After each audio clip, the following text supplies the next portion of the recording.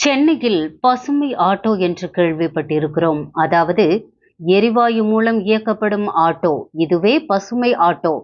தற்பொழுது எரிவாயு மூலம் இயக்கப்பட்ட ஆட்டோவை சுற்றி செடிகள், பூஞ்செடிகள், புல்வெளிகள் போன்ற அழகிய இயற்கை சூழல் சார்ந்த பயணம் மக்களை பெரிதும் கவர்ந்து உள்ளது. இந்த வெயில் காலத்தில் இந்த ஆட்டோவில் பயணம் செய்தால் கண்ணுக்கும் குளிர்ச்சி, உடலுக்கும் மகிழ்ச்சி.